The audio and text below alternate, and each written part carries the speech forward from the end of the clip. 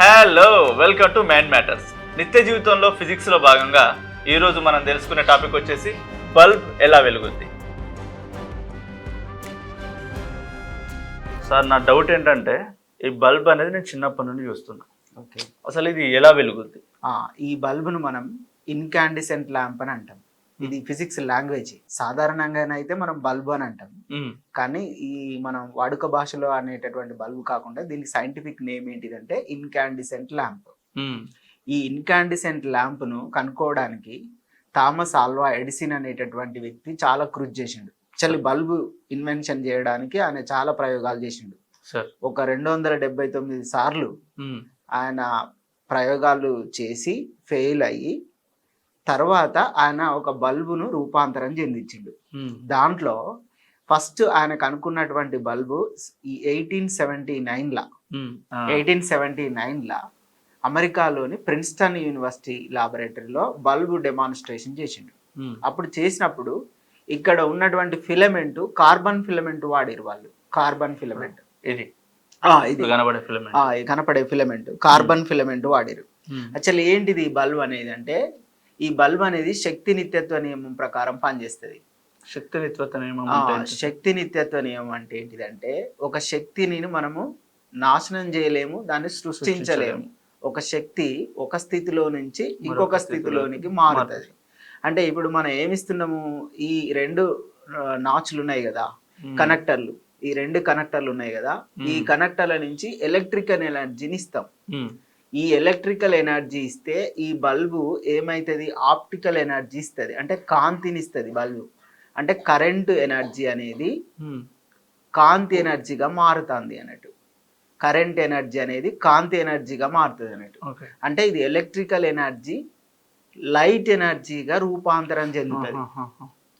Basic ఏంటంటే electrical energy అనేది light ఎనర్జీగా రూపాంతరం చెందుతుంది, మార్పు చెందుతుంది. శక్తి అనేది నాశనం కాదు, అది సృష్టించబడదు, ఒక ఫామ్ నుంచి ఇంకొక ఫామ్ వరకు మార్చవచ్చు. అంటే మనం ఈ విద్యుత్ ఎనర్జీని కాంతి ఎనర్జీగా మారుస్తాం అన్నట్టు. ఇది దాని బేసిక్ ఐడియా. నెక్స్ట్ మనం దీంట్లో ఏం చేస్తామంటే, థామస్ ఆల్వా ఎడిసన్ అనేటటువంటి వ్యక్తి 1879లో ఈ బల్బును మనకు పరిచయం చేసిండు. దాని తర్వాత అనేక రూపాంతరాలు సంతరించుకుంది. మొట్టమొదటి ఈ బల్బు. ఈ బల్బులో మనం ఏం చేసినామంటే, దీని మెయిన్ ఐడియా ఏంటిది అంటే, ఈ ఎలక్ట్రికల్ ఎనర్జీ ఇచ్చినప్పుడు దీంట్లో ఫిలమెంట్ ఉంది కదా, ఈ ఫిలమెంట్ ఇది హీట్ అవుతుంది. ఈ హీట్ అయ్యి ఈ హీట్ మనకు లైట్ని ఇస్తుంది. ఇయ్యడానికి దీంట్లో ఉన్నటువంటి పార్ట్స్ ఏం పనిచేస్తాయి అనేది నేర్చుకోవాలి మనం. ఫస్ట్ దీంట్లో గ్లాస్ బల్బ్, ఇది గ్లాస్ బల్బ్, రైట్? ఇది ఏం పనిచేస్తుంది అనేది తర్వాత చెప్దాం. తర్వాత నెక్స్ట్ ఈ గ్లాస్ బల్బ్ లోపల ఫిలమెంట్ అనేది ఉంది. ఇది ఫిలమెంట్, ఇది టంగ్స్టన్ ఫిలమెంట్. టంగ్స్టన్ అనేటటువంటిది ఒక మూలకం. తర్వాత వీటిలో కనెక్టింగ్ వైర్స్ ఉంటాయి. ఇవి సైడ్ వైర్ ఉన్నాయి కదా, టంగ్స్టన్ ఫిలమెంట్ కనెక్టింగ్ వైర్స్. ఈ కనెక్టింగ్ వైర్స్ ను లెడ్ వైర్లు, ఇది లెడ్ కనెక్టింగ్ వైర్లు ఇద్దరు. తర్వాత ఇది గ్లాస్ మౌంట్. ఈ కనెక్టింగ్ వైర్లను లోపలికి ఇట్లా తీసుకురావడానికి పెట్టేటటువంటి గ్లాస్ మౌంట్, సేమ్ లోపల గ్లాస్ మౌంట్.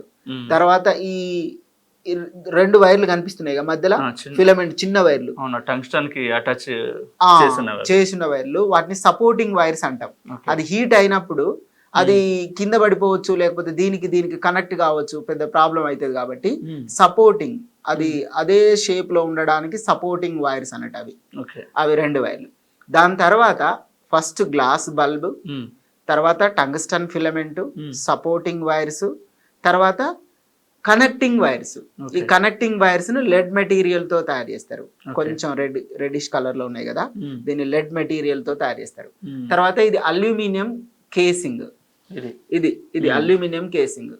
ఈ అల్యూమినియం కేసింగ్ కు ఇది ఇన్సులేటర్ బ్లాక్ ఉంది కదా, ఇది ఇన్సులేటర్, అంటే షాక్ ఇట్లా ఇవ్వకుండా ఉండడానికి అన్నట్టు ఇది ఇన్సులేటర్ వాడతాం. తర్వాత ఇవి 2 ఈ ఎలక్ట్రోడ్స్ అన్నట్టు, అంటే మనం హోల్డర్ లో పెట్టినప్పుడు పాజిటివ్ టర్మినల్ కి ఒకటి, నెగిటివ్ టర్మినల్ కి ఒకటి పోతుంది అన్నట్టు. దీంట్లో నుంచి పవర్ సప్లై అవుతుంది, అంటే ఇది పవర్ సప్లై కావడానికి. ఇప్పుడు మనం ఒక్కొక్క దాని గురించి నేర్చుకున్నాం. ఫస్ట్ ఈ గ్లాస్ ను మనం ఎందుకు వాడతాం? గ్లాస్ వాడడం వల్ల ఫస్ట్ దీని ఫిలమెంట్ హీట్ అవుతుంది. హీట్ అయితే గ్లాస్ వాడకపోతే ఏమవుతుంది అంటే హీట్ అనేది సరౌండింగ్స్ పోతుంది, అంటే వాతావరణం అబ్జర్వ్ చేస్తుంది హీట్ అబ్జర్వ్ చేయకుండా ఉండడానికి దాన్ని ఏమంటాం ఆక్సిడేషన్ అంటాం మనం సైంటిఫిక్ లాంగ్వేజ్. ఈ ఆక్సిడేషన్ తగ్గించడానికి గ్లాస్ బల్బును వాడతాం. ఈ గ్లాస్ బల్బ్ లోపల మనం ఇనర్ట్ గ్యాస్ ను వాడతాం. Inert gas. ఈ ఇనర్ట్ గ్యాస్ ని ఎందుకు వాడతాం అని అంటే ఈ ఫిలమెంట్ బాగా హీట్ అయింది అనుకో, ఫిలమెంట్ బాగా హీట్ అయితే ఆ హీట్ ను స్లో డౌన్ చేయడానికి అంటే గ్లాస్ బ్రేక్ అయ్యే ఛాన్స్ ఉంటుంది అన్నట్టు, బ్రేక్ అవుతుంది. కాబట్టి గ్లాస్ హీట్ ను బ్రేక్ కాకుండా ఉండడం కోసము, గ్లాస్ బ్రేక్ కాకుండా ఉండడం కోసం దాంట్లో ఇనర్ట్ గ్యాస్ వాడతాం. అది ఆర్గాన్ కానీ నైట్రోజన్ కానీ వాక్యూమ్ కానీ అంటే ఏం లేకుండా కూడా తీసేయచ్చు అని వాడతాం. ఫస్ట్ ఇది గ్లాస్ యొక్క పని. గ్లాస్ ఏం పని చేస్తుంది అంటే వాతావరణానికి ఈ ఉష్ణోగ్రతను బయటకు పంపించకుండా ఉండడానికి ఇది క్లోజ్డ్ చాంబర్ అన్నట్టు ఇది గ్లాస్ అనేది. నెక్స్ట్ ఈ ఫిలమెంట్ టంగ్స్టన్ ఫిలమెంటే ఎందుకు వాడతారు, అది ఒక మేజర్ కారణం. ఎందుకు వాడతామంటే దీని మెల్టింగ్ పాయింట్ ఎంత ఉంటుంది అంటే 3422 డిగ్రీ సెంటీగ్రేడ్లు ఉంటుంది. ఎందుకు మనం దీన్నే తీసుకుంటామంటే ఈ మెటీరియల్ అనేది 3400 డిగ్రీ సెంటీగ్రేడ్ల వరకు ఇచ్చినా కూడా అది మెల్ట్ కాదు, రైట్. కాబట్టి ఈ టంగ్స్టన్ ఫిలమెంట్ను వాడతాం. ఇప్పుడు మనం ఏం చేసినాము, ఈ ఎలక్ట్రోడ్ నుంచి ఎలక్ట్రిక్ పవర్ ఈ రెండింటి నుంచి మనం సప్లై ఇస్తాం. సప్లై ఇస్తే ఈ టంగ్స్టన్ మెటీరియల్ అనేది అబ్జార్బ్ చేసుకుంటుంది. చేసుకొని అది ఏం చేస్తుంది అంటే హీట్ అవుతుంది, ఎనర్జీ వస్తుంది అన్నట్టు. మనం దేనికన్నా ఎనర్జీ ఇస్తే ఆ ఎనర్జీ అబ్జార్బ్ చేసుకుంటుంది. అబ్జార్బ్ చేసుకున్నాక ఏం చేస్తుంది అంటే ఇప్పుడు ఫస్ట్ ఇది టంగ్స్టన్ మెటీరియల్, కరెక్ట్. ఇది టంగ్స్టన్ మెటీరియల్, దీనికి ఒక ఎనర్జీ ఉంటుంది అన్నట్టు. ఇది లోవర్ ఎనర్జీలో ఉంది అనుకుంటున్నా. E1 అంటే టంగ్స్టన్ ఆటంలు ఉంటాయి, ఇట్లా టంగ్స్టన్ ఆటంలు, ఇట్లా టంగ్స్టన్ ఆటంలు ఉంటాయి. చిన్న చిన్నవా సార్ ఇందులో? చిన్న చిన్నవని కాదు, అంటే ఇది ఆటంల కలయికనే పదార్థం అన్నట్టు. టంగ్స్టన్ ఆటంలు ఇన్ఫినిట్ నెంబర్ ఆఫ్ ఆటమ్స్ ఉంటాయి అన్నట్టు. మనం ఎనర్జీ ఇచ్చినప్పుడు ఏ ఎనర్జీ ఇచ్చినాం, ఎలక్ట్రికల్ ఎనర్జీ ఇచ్చినాం. ఈ ఎలక్ట్రికల్ ఎనర్జీ ఇచ్చినప్పుడు ఈ ఆటంలు అనేవి ఎగ్జైటెడ్ స్టేట్, ఇంకొక స్టేట్ కూడా ఉంటుంది, ఇట్లా ఎగ్జైటెడ్ స్టేట్ కు పోతాయి. ఇవి ఎగ్జైటెడ్ స్టేట్ కు పోతాయి, రైట్. ఎగ్జైటెడ్ స్టేట్ కు పోయిన తర్వాత ఈ ఎగ్జైటెడ్ స్టేట్ ఆటంలు ఎప్పటికీ ఇక్కడనే ఉండవు. ఏం చేస్తేవి అని అంటే వీటికి లైఫ్ టైం 10⁻⁻⁹ సెకండ్స్ ఉంటుంది. అంటే ఇంత తక్కువ టైంలో ఈ ఆటం ఈ మళ్ళా గ్రౌండ్ స్టేట్కి రావాలనుకుంటుంది. వచ్చేటప్పుడు ఒక స్పార్క్ వస్తుంది అన్నట్టు గ్రౌండ్ స్టేట్కి వచ్చేదాన్ని. ఈ స్పార్క్ నే రేడియేషన్ అంటాం. ఈ స్పార్క్ నే రేడియేషన్ అంటాం. ఈ రేడియేషన్ నే మనం ఎలక్ట్రోమాగ్నెటిక్ రేడియేషన్ అంటాం. Electromagnetic radiation. ఈ ఎలక్ట్రోమాగ్నెటిక్ రేడియేషన్ లో ఏముంటాయి అంటే నీకు అంటే కంటికి కనపడేటటువంటి స్పెక్ట్రమ్, ఇది ఒక స్పెక్ట్రమ్ అన్నట్టు ఎలక్ట్రోమాగ్నెటిక్ రేడియేషన్ అనేది.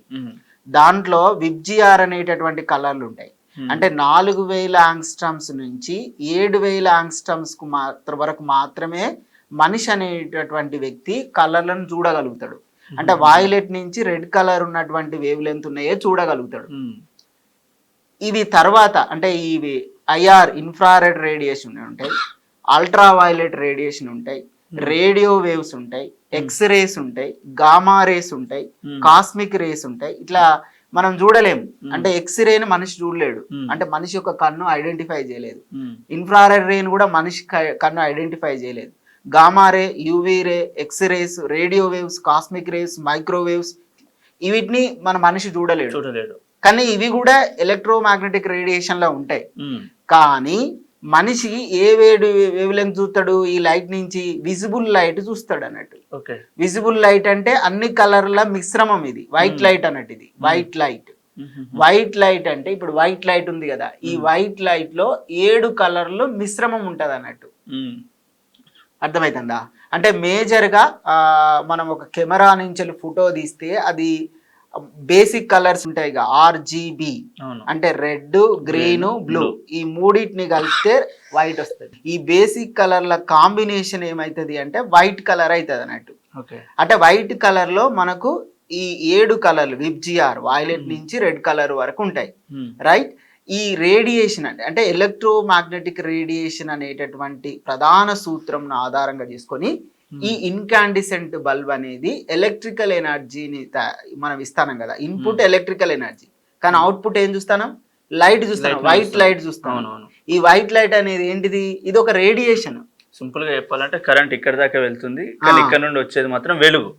వెలుగు అంటే కరెంట్ ఎనర్జీని లైట్ ఎనర్జీగా మారుస్తుంది అన్నట్టు. సో ఇది క్లోజ్డ్ ఛాంబర్ లో ఉంది కాబట్టి దీని నుంచి షాక్ రాదు. తర్వాత మనుషులు చూడడానికి ఇది అనుకూలంగా ఉంది, రైట్. సో దాన్ని బట్టి ఈ బల్బుకు చాలా ప్రాధాన్యత వచ్చింది. బల్బ్ వచ్చిన తర్వాత, బల్బు రాకముందుకు వీధి దీపాలు పెట్టుకునేటోళ్ళు, అంటే ఆయిల్ దీపాలు పెట్టుకునేటోళ్ళు, తర్వాత కిరసన ఆయిల్ దీపాలు పెట్టుకునేటోళ్ళు. ఇది బల్బ్ వచ్చిన తర్వాత ఏమైంది, మనిషి ఎక్కువ టైం పని చేయడానికి, నైట్ టైం కూడా పని చేయడానికి ఇది ప్రధానమైనటువంటి వనరుగా ఉపయోగపడుతుంది. ప్రపంచ విప్లవం తీసుకొచ్చి. సో ఇది కమర్షియల్ గా కూడా చాలా మందికి ఉపాధి కూడా వస్తుంది దీని నుంచి. ఇది ఇన్కాండిసెంట్ బల్బ్ గురించి. అయితే సార్ బల్బ్ గురించి అయితే తెలిసింది. తర్వాత ఏంటంటే వాట్స్ గురించి మాట్లాడుతూ ఉంటాం. ఇది మామూలుగా తక్కువ వాట్స్ ఉన్నది ఇంత ఉంది, ఇంకొంచెం పెద్ద వాట్స్కి వెళ్ళాం అనుకుంటే సైజ్ పెరుగుతూ ఉంటుంది. ఇప్పుడు స్టూడియో లైట్స్ అయితే ఇంకా చాలా పెద్దగా ఉంటాయి. అసలు అది ఏంటి సార్? దాంతో పాటు నాకున్న డౌట్ ఏంటంటే, ఇది ఇప్పుడు లైఫ్ స్పాన్ అనేది ఉంటుంది కదా, ఇప్పుడు నేను తీసుకొచ్చి కొత్తగా దీన్ని ఫిట్ చేసినప్పుడు నాకు వెలుగు అనేది ఎక్కువ వస్తుంది. ఇది ఒక 3-4 months తర్వాత ఇది తగ్గడం స్టార్ట్ చేస్తుంది, అంటే ఓన్లీ ఈ లైన్ మాత్రమే రావడం స్టార్ట్ చేస్తుంది. అప్పుడు మేమేమనుకుంటాం, బల్బు ఫెయిల్ అయింది అనుకుని దీన్ని వదిలేసి కొత్తది తీసుకొచ్చి. దీనికి ఫస్ట్ దీని లైఫ్ స్పాన్ ఎంత ఉంటుంది అంటే, ఈ బల్బు ఓన్లీ 1000 గంటలు మాత్రమే పనిచేస్తుంది. 1000 గంటలు 1000 గంటలు మనం వాడిన తర్వాత ఆటోమేటిక్ గా ఈ టంగ్స్టన్ ఫిలమెంట్ వీక్ అయిపోతుంది. అంటే ఇది హెలికల్ షేప్ లో ఉన్నటువంటి ఫిలమెంట్ ఇది స్ట్రెయిట్ లైన్ గా మారుతుంది.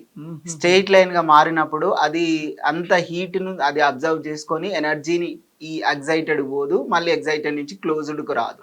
తర్వాత మీరు ఈ బల్బు పవర్స్ అన్నారు కదా, ఈ పవర్ ను మనం వాట్ లో కొలుస్తాం అన్నట్టు. అంటే ప్రతి దానికి ఒక యూనిట్ ఉంటది, అంటే ప్రమాణం ఉంటది. మనం కిరాణా షాప్ పోయి చక్కెరను 1 kg చక్కెర అని అడుగుతాం, 1 లీటర్ చక్కెర అని అనం. అంటే ద్రవ్యరాశికి కేజీ అనేది యూనిట్. అట్లనే పవర్ కు ఏమి యూనిట్ అంటే వాట్ అనేది యూనిట్ పవర్ కు. అంటే దాని కెపాసిటీ అన్నట్టు.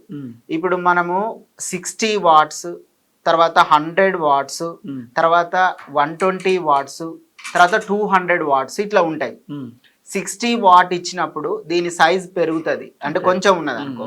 100 వాట్స్ అంటే బల్బు సైజ్ పెరుగుతుంది. బల్బు సైజ్ ఎందుకు పెరుగుతుంది అని అంటే, అప్పుడు ఫిలమెంట్ సైజ్ కూడా పెంచుతాం అన్నట్టు.